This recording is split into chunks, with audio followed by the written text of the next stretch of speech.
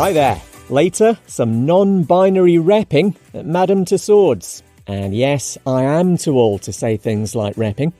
But first, queer people in New South Wales and Australia are getting more rights. A new equality law means, amongst other things, trans people can change their birth certificate without surgery. Liberal MP Felicity Wilson went against her own party to vote for this. She addressed her critics in Parliament. Allowing an individual to change their sex on their birth certificate is deeply personal and impactful. Those who claim it will create risk for women are fear-mongering. I've never been asked to show my birth certificate to enter a bathroom or to enter a sports change room. It's a matter of dignity, autonomy and individual rights. The new law also means birth certificates are going to have a non-binary option, and threatening to out someone who's LGBTQ+ becomes an offence. The England and Wales cricket board's banning transgender women from playing on the top women's teams. A new policy brings it into line with the sport's international governing body. Any player who's gone through male puberty won't be eligible from next year. It's claimed this will ensure fairness. And for the first time, a wax figure of an out non-binary celebrity at Madame Tussauds in Sydney. It's drummer and singer G Flip. It was pretty crazy. They took photos from every angle of me and matched up my eye colour and my hair colour and my eyebrow colour, and I think they're going to mould my butt cheeks. Filth. The wax figure will take 10 months to make. Hi there. Later, Al Pacino puts his money where his mouth is. But first, a gay bar in Honolulu's won a $670,000 settlement after years of homophobic harassment from the Hawaiian city's alcohol licensing agency. The courtroom was in tears, hearing testimony from one of the owners of Scarlet Honolulu. Joseph Luna outlined the physical violence, stalking and death threats he'd been subjected to. Co-owner Robbie Baldwin told Hawaii News Now the Honolulu Liquor Commission is a disgrace. This organization is complete garbage and completely broken and needs to be reconstituted from the bottom up. Separately, a former gay employee at the Commission's taking legal action over claims he also suffered homophobic abuse. 50 arrests in Moscow off the back of police raids at two popular gay bars. One was supposedly searched for drugs. The other raid followed alleged complaints from locals about all sorts of naughty things going on. This kind of police action's now common in Russia, where the non-existent international LGBT social movement is labelled as extremist. And Al Pacino gave away his earnings from his 1980 film Cruising because of how it represented queer people. The actor plays a sexually confused police officer in New York, investigating the murders of gay men.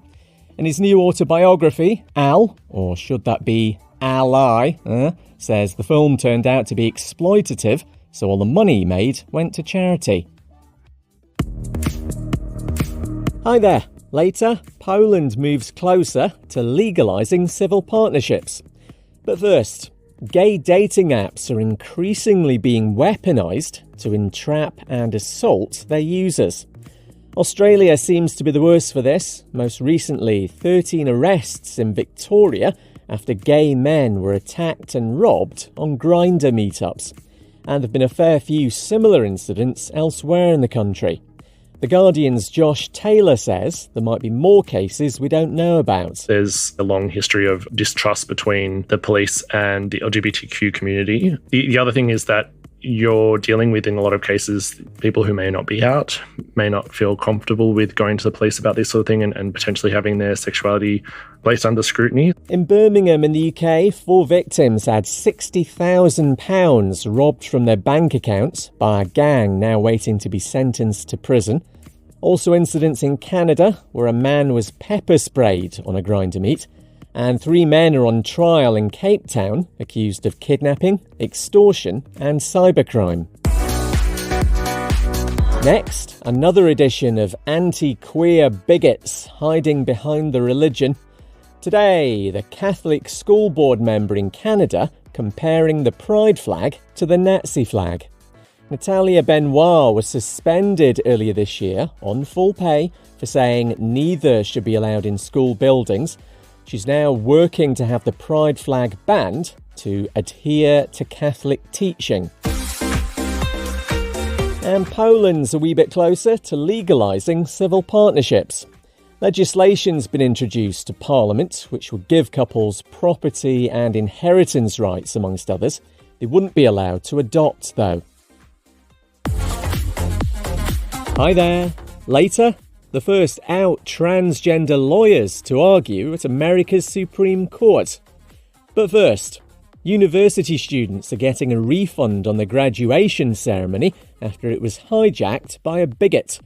Former union boss Joe de Braun was getting an honorary degree from the Australian Catholic Uni. There was a mass walkout during his speech as he attacked gay marriage, mentioning all the usual things his sort hide behind.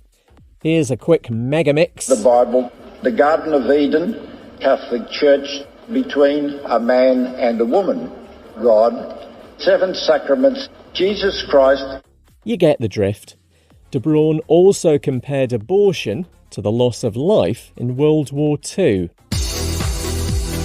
2 transgender women have been stabbed to death in northwest Pakistan. Happened in their home in the city of Mardan, about 30 miles east of Peshawar. Police say they've made 2 arrests and the motive isn't known. It's claimed 9 trans people have been murdered in the area this year. Transitioning is legal in Pakistan, but there's lots of prejudice and abuse.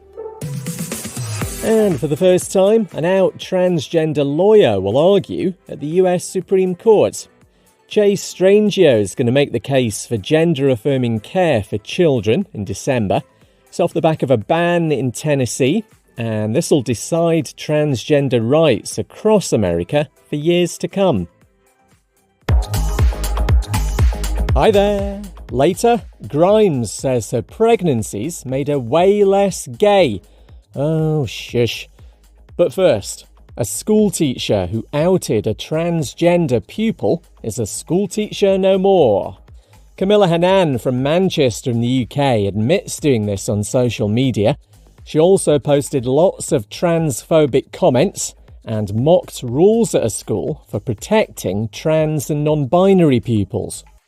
Author and activist Jamie Raines spells out, literally, why being transgender is exhausting. Yeah, I'm trans, terribly tired, really tired, absolutely tired, not identifying with my gender assigned at birth. Also, I'm tired, super tired of all of this transphobia. That's why trans people are exhausted all the time, because of the transphobia. Hanan's misconduct hearing found she had a lack of tolerance and respect for the rights and beliefs of others.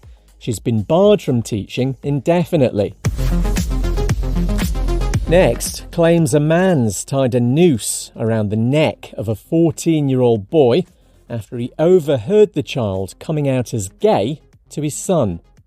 Kitsap County Sheriff's Office in Washington State says the teenager managed to escape and tell his mother.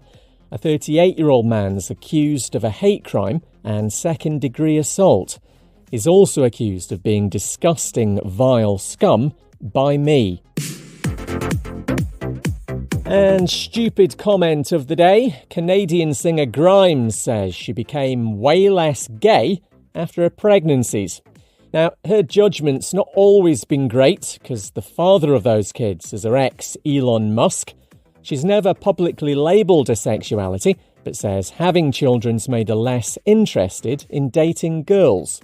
Surely seeing Musk up close would just put you off all human beings. Over the weekend, you've got Pride in Johannesburg, plus Taiwan Pride continues. There's Intersex Awareness Day, and Asexuality Awareness Week wraps up. They get a week. Greedy. I'm Kev McGrath. See you Monday.